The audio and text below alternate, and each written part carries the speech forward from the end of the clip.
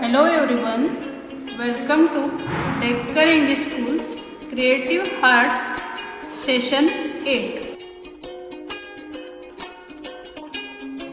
नमस्कार, मी अक्षदा कुलकर्णी. मी बी इलेक्ट्रिकल आहे. सर्वप्रथम डेक्कन इंग्लिश स्कूलचे आभार की त्यांनी मला क्राफ्टविषयी एक व्हिडिओ करण्याची संधी दिली.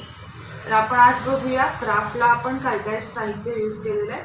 पहिल्यांदा कार्डशीट, फेविकॉल, त्याच्यानंतर एक स्टिक आहे, लोकर, न्यूजपेपर, त्याच्यानंतर कार्डशीटचे हे छोटे छोटे चौकोन करून घेतलेले आहेत, स्पार्कल पेन, पेन्सिल, ब्रश, कात्री, ही आपण बॉटल घेतलेली आहे मोठी, त्यानंतर इथं आपण कलर घेतलेले आहे आणि न्यूजपेपरच्या या छोट्या छोट्या पट्ट्या तयार करून घेतलेल्या आहेत.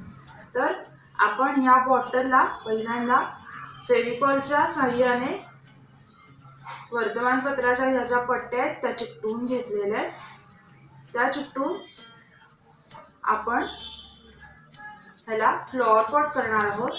तर या न्यूजपेपरच्या साहाय्याने आपण फुलं तयार करणार आहोत. त्या फुलांसाठी पहिल्यांदा आपण इथे गोल काढून घ्यायचा.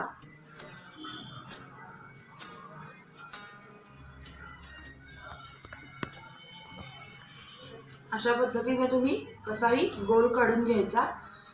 त्याच्यानंतर तो आपण कट करून घेतलेला आहे.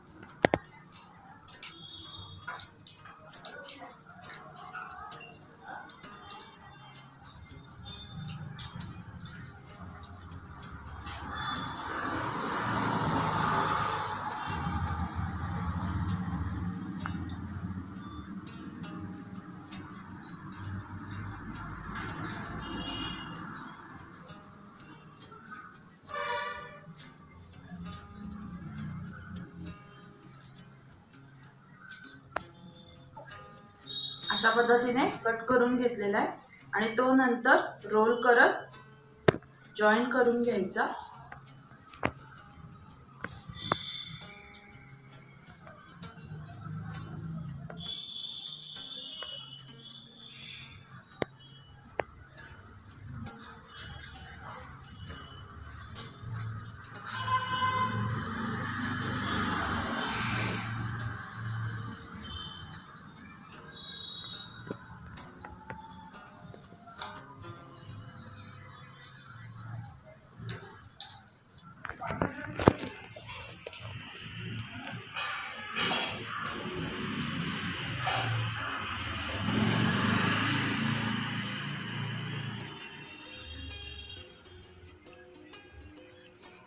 आपल्याला अशा प्रकारचे फूल दिसेल. तर इथं आपण अशी फुलं तयार करून घेतलेली आहे. अशा वेगवेगळ्या आकारामध्ये, छोटी मोठी वेगवेगळ्या कलरची अशी आपण फुलं तयार करून घेतलेली आहे. ही फुलं आपण या बॉटलवर चिकटवायची आहे. त्यासाठी पहिल्यांदा आपण बॉटलला कलर करून घेऊया. मी इथं ब्लॅक कलर देते आहे.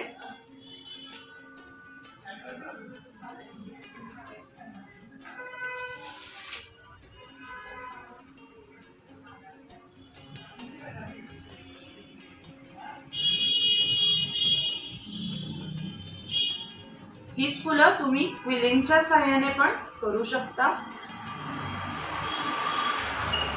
अशा प्रकारे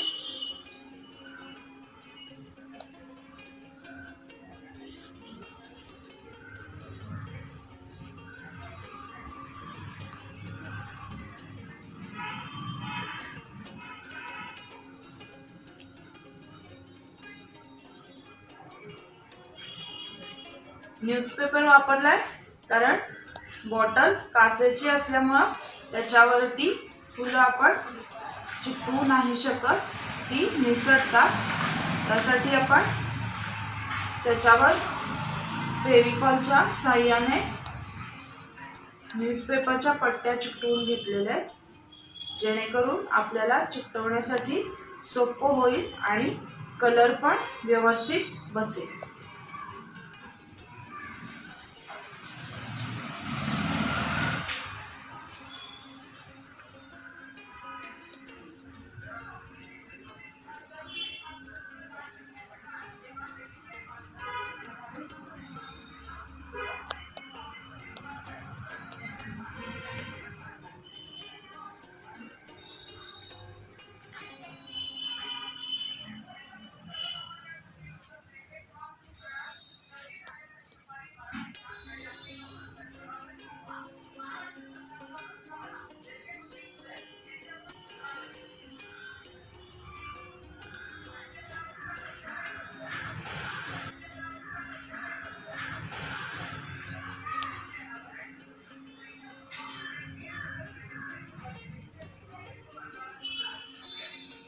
तुम्ही तुमच्या आवडीचा कोणताही कलर बॉटलला देऊ शकता किंवा ज्या कलरची फुलं आहेत त्याच्या अपोजिट कलर सुद्धा तुम्ही बॉटलला देऊ शकता, जेणेकरून तुमची फुलं उठून दिसतील आणि फ्लॉवर पॉट पण तुमचा व्यवस्थित आकर्षक दिसेल.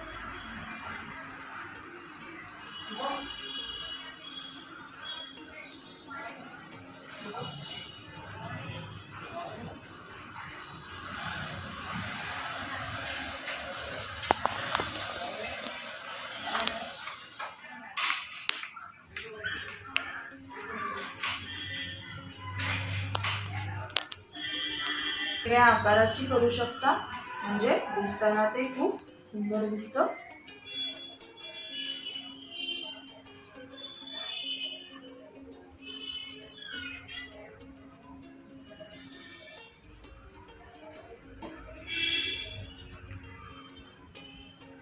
मग यामध्ये तुम्ही खरी फुलं लावू शकता, ठेवू शकता किंवा आर्टिफिशियल फुलं ठेवू शकता. तुमच्याकडे जी अवेलेबल असतील, जी आवडतील ती तुम्ही ठेवू शकता.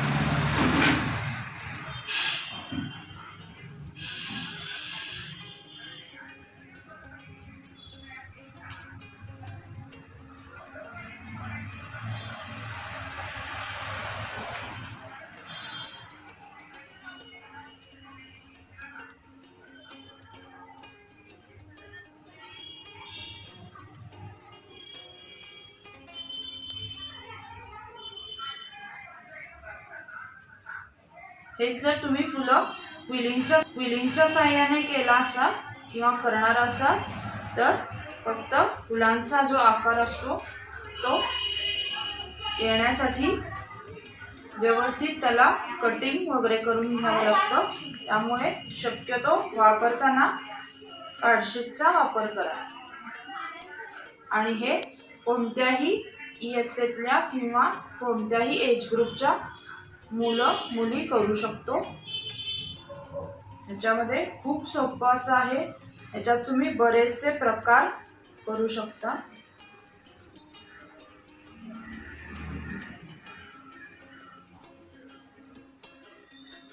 याच फुलांचा वापर करून तुम्ही फ्रेम पण करू शकता, फोटो फ्रेम.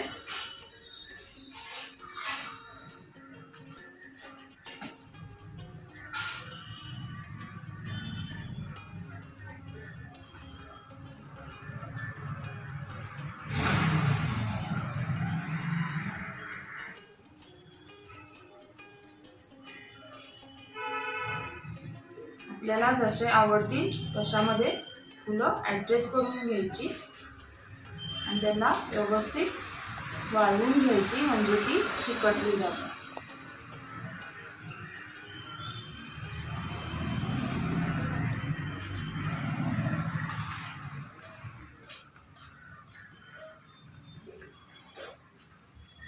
बघू शकता अशा प्रकारचा आपला फ्लॉवर पॉट दिसतो.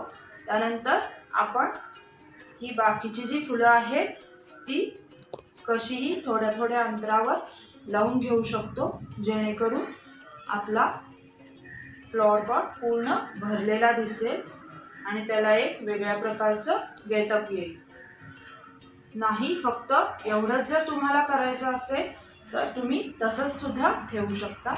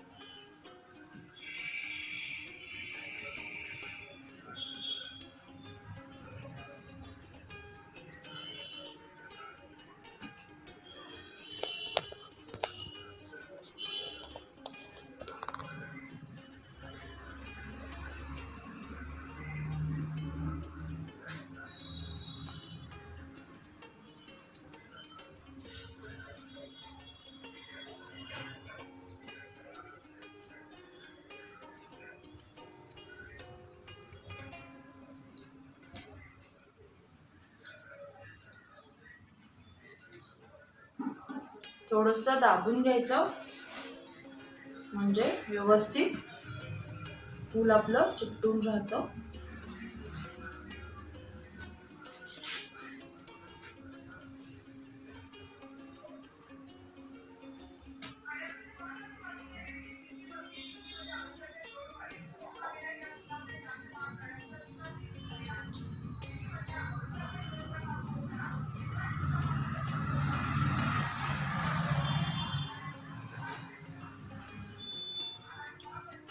बघू शकता अशा पूर्ण आपण फुलं लावून घेतलेली आहे.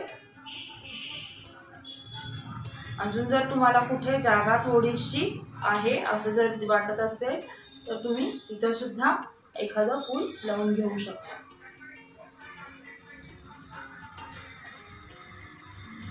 त्यानंतर या स्पार्कल पेननी आपण याला डिझाईन करून घेऊया. छोटंसं तुम्ही छोटे असे स्पॉट सुद्धा देऊ शकता.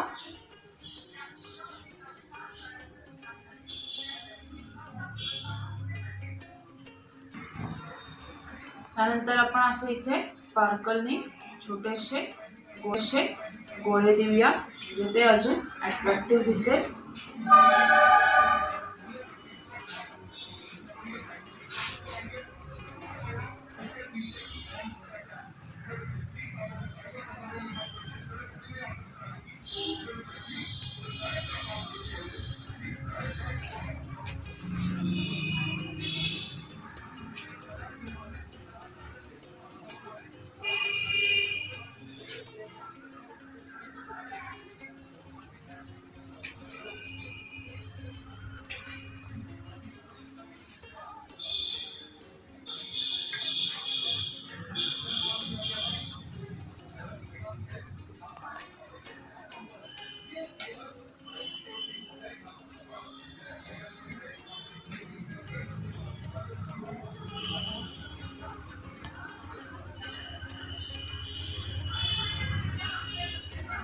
तसंच तुम्हाला जर आवडत असेल तर या फुलांच्या मध्ये आपण एक एक मोती सुद्धा लावू शकतो.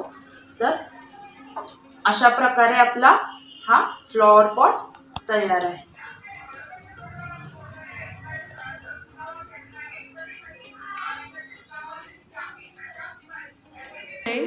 we have Mr. Sridhar Kulkarni for informative corner. Lakshmi Venkatesh education सोसायटीतर्फे डेक्कन इंग्लिश स्कूलने हा जो उपक्रम चालू केलेला आहे तो अत्यंत योग्य आणि मुलांना दिशादर्शक अशा पद्धतीनं चालू आहे. याबद्दल त्यांना द्यावे तेवढे धन्यवाद कमीच आहेत. यामधून मुलांच्या सुप्त गुणांना वाव मिळेल आणि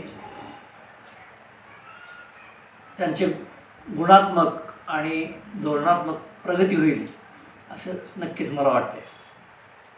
आजच्या या निमित्तानं मला या कार्यक्रमात सहभागी होण्याची संधी मिळते आहे हे मी माझं भाग्य समजतो. खेळ म्हटलं की प्रत्येकजण खेळ या बाबीशी निगडीत आहे. प्रत्येकानं प्रत्येक वेळी लहानपणापासून खेळ खेळलेले आहेत आणि निरनिराळे खेळ यामध्ये दोन प्रकार आढळतात. एक म्हणजे बैठे खेळ, यामध्ये बुद्धिबळ, कॅरम, पत्ते ज्याला आपण इंडोर गेम्सच म्हणतो, आणि दुसरं म्हणजे मैदानी खेळ की जे मैदानावर खेळले जातात. खो खो, कबड्डी, पळापळी, लंगडी, हुतुतू, क्रिकेट, फुटबॉल, व्हॉलीबॉल यासारखे परदेशी खेळही हे आहेत. सूरपारंब्या, दहीहंडी यासारखे जुने खेळ आहेत. आता सध्याच्या काळात परदेशी खेळाकडे लोकांचा ओढा जास्त आहे. त्यामध्ये क्रिकेट, फुटबॉल, व्हॉलीबॉल इत्यादी खेळांचा समावेश होतो आहे. एक आपण जर बघितलं तर भारतीय खेळाला सामानाची आवश्यकता नसती, त्यामुळे ते खर्चिक नसतात. पण परदेशी खेळाला सामानाची आवश्यकता असते आणि ते खर्चिक असतात. त्यामुळं सर्वसामान्य लोकांना ते खेळ खेळणं जिकिरीचं होऊन जातं. मैदानी खेळामध्ये शारीरिक व्यायाम हा महत्त्वाचा ठरतो. शारीरिक व्यायामामुळं तंदुरुस्ती, मनाची एकाग्रता, ताकद या गुणांची वाढ होते. यामध्ये बघायला गेलं पूर्वीच्या काळी एक दोन राज्यामध्ये ज्या लढाया व्हायच्या त्या लढायामध्ये पळापळी म्हणजे सैन्यानं एकमेकाचा पाठलाग करून मारणे आणि त्यामध्ये जे कोण विजयी होतील त्यांनी मांडलिकत्व, इतर राज्यांचं मांडलिकत्व हे करणे असे खेळ खेळले जायचे. हे युद्ध नंतर नंतर राजे राजवाडे जसे बंद झाले, राज्य जशी बंद झाली तसं हे खेळ कमी झाले. हे युद्ध म्हणजेच पळापळीचा खेळ असल्यासारखंच होतं. यामध्ये नंतरच्या काळात याचं युद्धाचं रूपांतर हे खेळामध्ये झालं. पळापळीचा खेळ, शिवाशिवीचा खेळ, एकमेकाचा पाठलाग करून पकडणे, मारण्याच्या ऐवजी पकडणे आणि त्यामधनं मग विजयी कोण, पराजयी कोण यावर निकाल ठरायचे. त्यावेळी त्याला मैदानाची सीमा नव्हती, कुठलेही नियम नव्हते.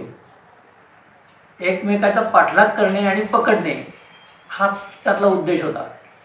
पण नंतरच्या काळात त्याला नियमांच्या चौकटीत बद्ध करण्यात आलं आणि त्यामधून सुसंगतपणा निर्माण करून खो खो या खेळाची निर्मिती झाली.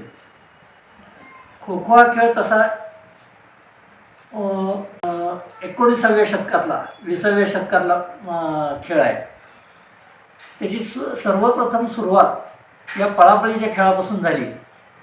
पण त्यावेळी जे नियम किंवा अटी नव्हत्या, खेळाडूंच्या संख्येवर बंधन नव्हतं, त्यावेळी 2 टीम असायच्या आणि प्रत्येक टीममधले पूर्ण खेळाडू बाद होईपर्यंत हा खेळ चालायचा आणि त्यामध्ये कमीत कमी वेळात कुठल्या संघानं गडी बाद केले यावर त्याचा विजय पराजय ठरायचा. नंतरच्या काळात 1914 सालच्या दरम्यान डेक्कन जिमखान्याचे संस्थापक लोकमान्य बाळ गंगाधर टिळक यांनी या खेळाच्या नियमांची सुरुवात केली. त्यांनी या खेळाचे नियम केले आणि त्या खेळाचं खो खो या खेळाचं सादरीकरण पुण्यात केलं. त्यानंतर मग हळूहळू या खेळाचा प्रसार वाढत गेला. 1950 नंतर या खेळाला थोडंफार ऊर्जित अवस्था यायला सुरुवात झाली.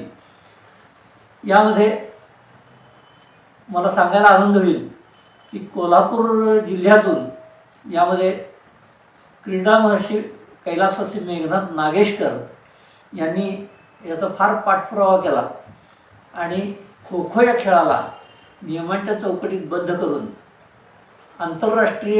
राष्ट्रीय पातळीवर नेला.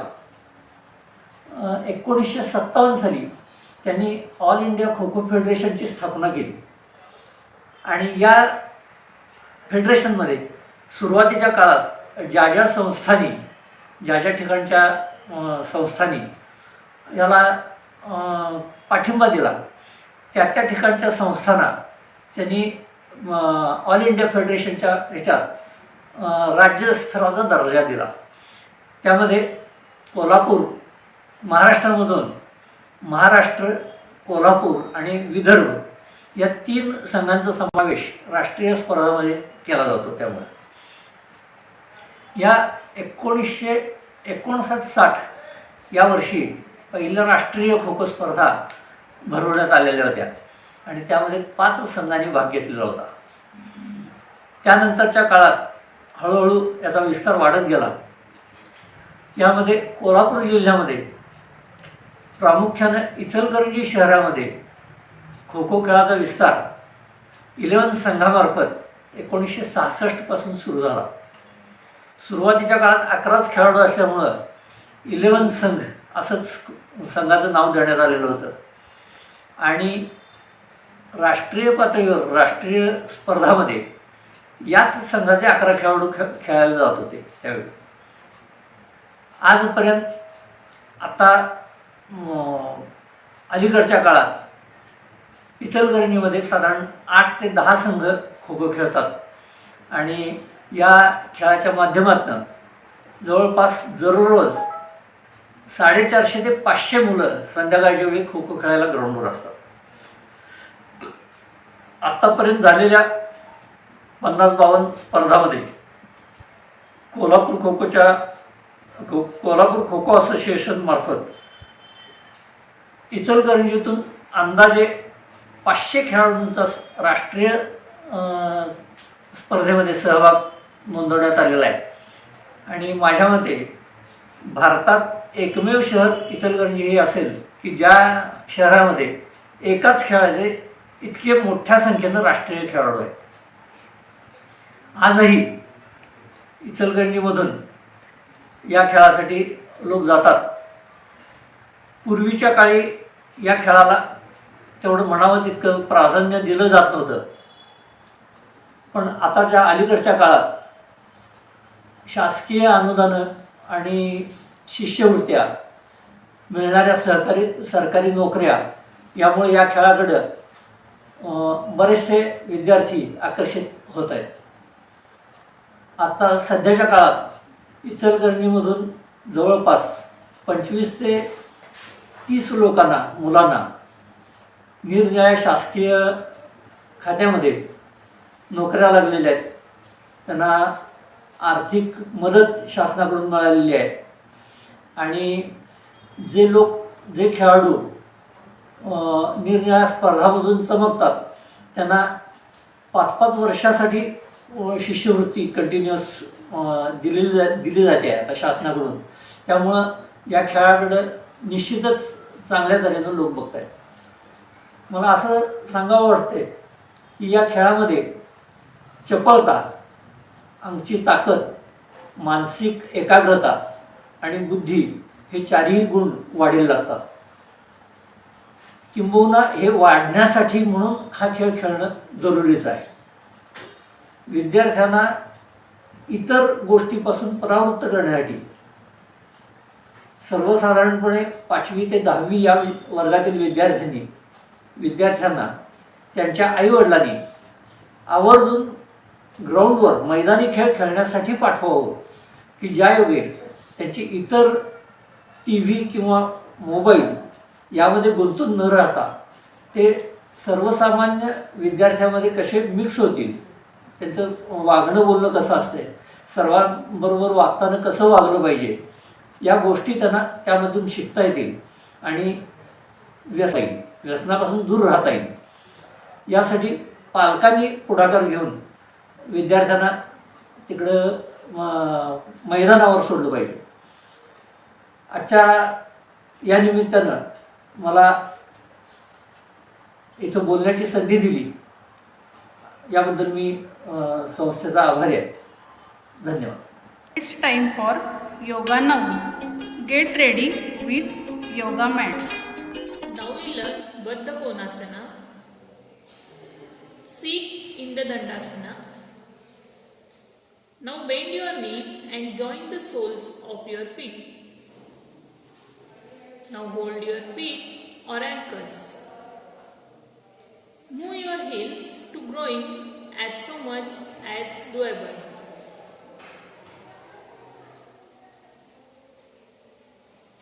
Breathe out, let down your knees to the ground. Thank you. Let's enter to cooking session with Rajni Patil. Hello students, मी रजनी पाटील. आज मी तुम्हाला हेल्दी रेसिपी घेऊन आलेला आहे. त्याचे नाव आहे पालक पराठा.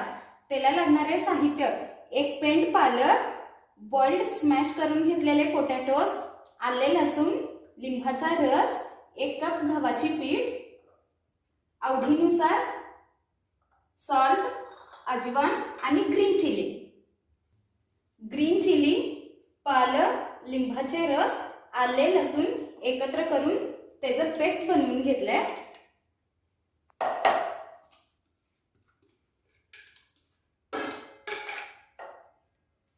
पालकमध्ये जास्त मॉइश्चर असतो, त्यामुळं पाणी घालायची गरज नाही. मेजरमेंट असं काहीही नाही. आवडीनुसार पालक घेतले. 1 कप मी गव्हाची पीठ वापरते आणि 2 बॉइल्ड पोटॅटो स्मॅश करून घेतलेला आहे. पोटॅटो जरा मऊ शिजवून घ्यायचं, म्हणजे पराठा आपलं लुसलुसीत होईल.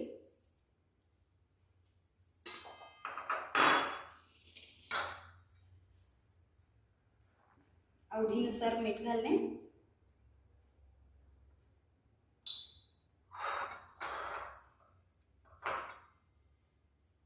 अजवान घालते. पाण्याची गरज असं नाही.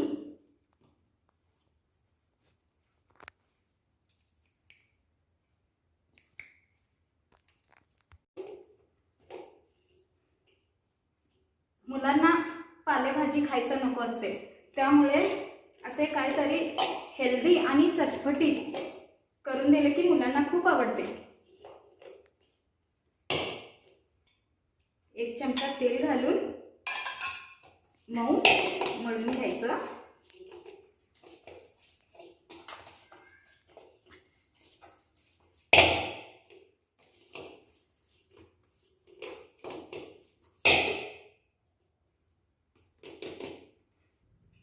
असं छान मळून घेतलेलं आहे. 10 मिनिटं भिजवले. आता परत ह्याची छोटी छोटी गोळी बनवूया.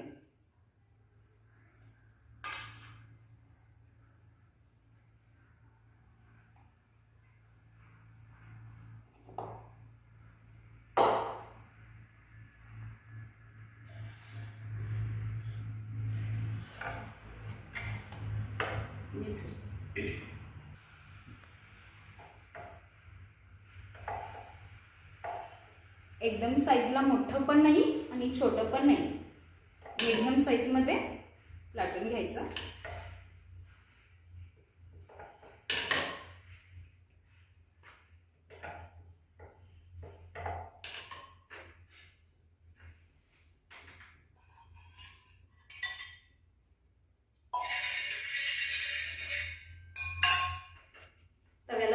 लावून घेतले.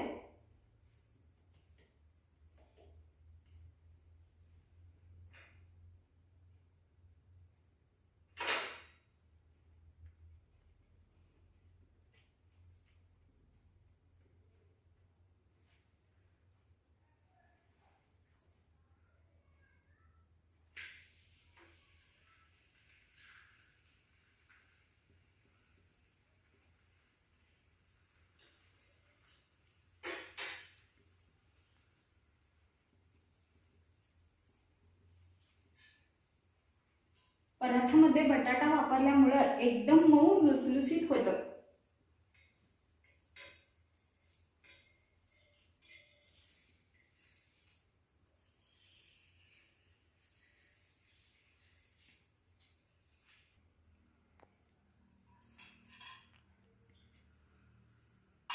पालक, ग्रीन चिली, आलं लसूण एकत्र मिक्सरला लावून घेणे.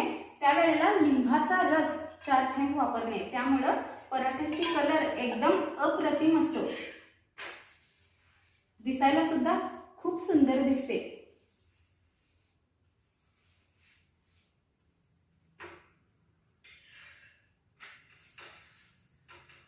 असं छानपैकी ब्राऊन कलर येऊपर्यंत भाजून घ्यायचा पराठा.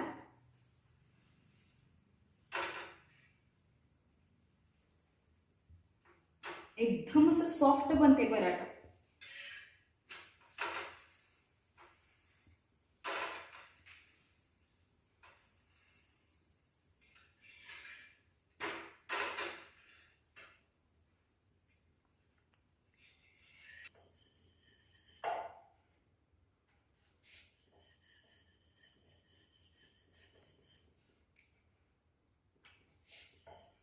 दुसरी पराठा तयार करून घेऊया.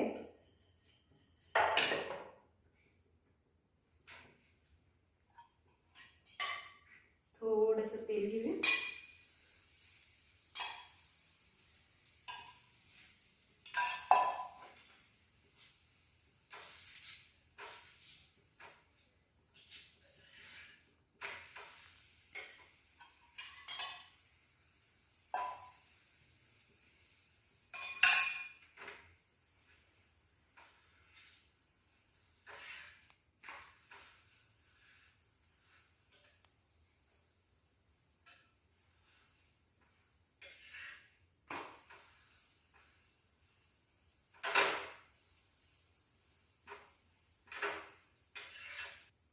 हे पराठा आपण खोबऱ्याची चटणी बरोबर सर्व करू शकतो किंवा मुलांना सॉस आवडतो ना खूप. चला तर मग आता सॉस बरोबरच सर्व करूया. छान मऊ लुसलुसीत palak potato paratha is ready. Story time now. Let's welcome Mridul Puranik. नमस्ते मुलांनो. आज आपण कृष्णाबद्दलची, कृष्णाच्या लहानपणाची एक गोष्ट तुम्हाला मी सांगणार आहे बरं का. कृष्ण लहान होता ना, तो यशोदामाई बरोबर वृंदावनामध्ये राहत असे आणि वृंदावनामध्ये तो त्याच्या मित्रांबरोबर बोबड्या, वाकड्या, पेंद्या या सगळ्यांच्या बरोबर खेळ खेळत असे. आणि मग खेळाबरोबर काय करायचा, सगळ्या गवळणींच्या घरी जायचा, त्यांच्याकडे दूध चोरायचा, दही चोरायचा, लोणी चोरायचा आणि सगळे मिळून त्या गोष्टीच्या फडशा पाडायचे. असं बरेच दिवस सारखं चाललेलं असायचं. मग कधी गवळणी पाण्यावर गेल्या पाणी आणायला की त्यांची घागर फोड, असं खूप उद्योग श्रीकृष्ण सारखा करायचा.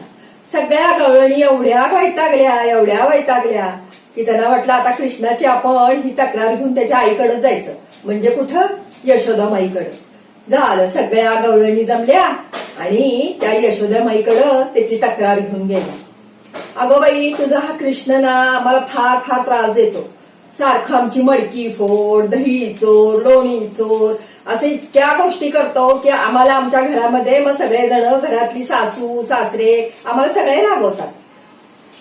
मग तू असं कर यशोदाबाई, एक गणपती कसा आहे, बुद्धिदाता आहे ना, तर त्याचं तू व्रत घे बाई ह्या पोरासाठी.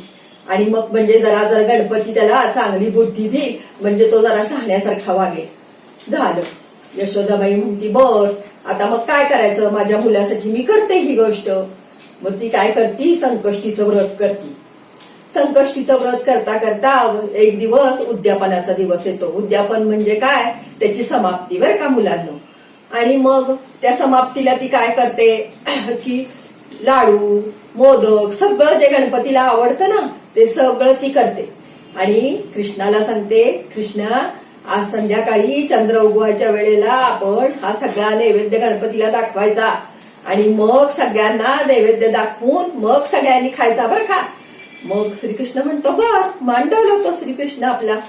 झालं, परत सगळे संध्याकाळ होती, सगळं ते पदार्थ घेऊन यशोदामाई देवळात जाते आणि सगळे पदार्थ त्या देवासमोर ठेवते नैवेद्य दाखवायसाठी. पण तिच्या लक्षात येतं, अगो बाई मी आणखी एक वाटी विसरलेच की देवाची आणायची आणखी एक. म्हणून ती कृष्णाला काय म्हणती, कृष्णा एवढं लक्ष दे बरं का रे, हे नैवेद्य मी सगळा ठेवलाय ना ह्याच्यावर जरा लक्ष ठेव. आणि तोपर्यंत मी 5 मिनिटात जाऊन येते. झालं, यशोदामाईची पाठ वळल्याबरोबर श्रीकृष्णाला ते सगळं बघून तोंडाला पाणी सुटतं. तो म्हणतो किती वेळ थांबायचं आता, कधी नैवेद्य दाखवणार. म्हणून तो भराभरा ते लाडू, मोदक सगळे खायला लागतो. मित्रांनो, तुम्हाला वाटेल एवढासा मुलगा कसा काय खातो, पण तुम्ही तुमच्या कार्टून मध्ये बघितलंय ना कसा छोटा भीम असतो. तो छोटा भीमच्या अंगात किती शक्ती असती. तो छोटा असतो पण किती त्याच्या अंगात शक्ती असती. तो कसाच लाडू बिडू कसा खात असतो, कशी मारामारी करत असतो, तसा श्रीकृष्ण पण करत असतो. कारण तो पराक्रमी असतो, तो देव असतो, म्हणून त्याला हे सगळं जमत असतं. मग त्यानं ते सगळी तिथं लाडू बिडू खातो, मोदक खातो. आणि थोड्या वेळानं त्याची आई येते, म्हणजे कोण येतं, यशोदा येते आणि म्हणते अरे एवढं सगळं मी आता इथं ठेवलेलं गेलं कुठं, कुणी खाल्लं इथलं सगळं. तर श्रीकृष्ण म्हणतो मी नाही बाबा, मी काय तू सांगितलंस ना मला नैवेद्य झाल्याशिवाय खायचा नाही म्हणून, मी काही खाल्लं नाही. तिथं एवढा मोठा एक उंदीर आला आणि त्यांनी सगळं फस्त करून गेला. तर ते म्हणले हे असा कसा उंदीर येईल, उंदीर काय असा लगेच खातो का, देव काय खातो का. तो म्हणतो अगं खरंच. तर यशोदाबाई म्हणती कृष्णा तू खोटं बोलू नकोस, तू खोड्या करू नकोस, तू मला पहिला तुझं तोंड उघडून दाखव, तू काय खाल्लेस ते. झालं, श्रीकृष्ण तोंड उघडतो तर तिला काय दिसतं, त्यात सगळं आपलं जग त्याच्यामध्ये तिला दिसायला लागतं.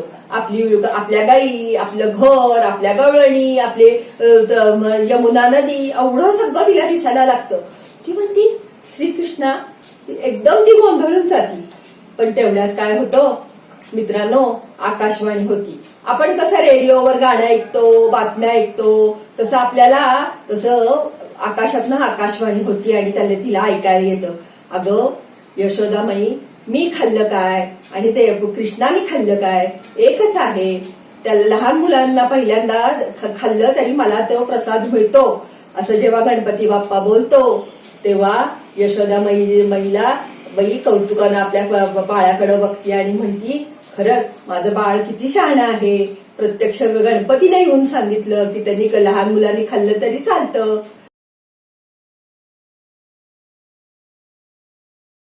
Hope you enjoyed this session. We will meet next Saturday. Till then, bye.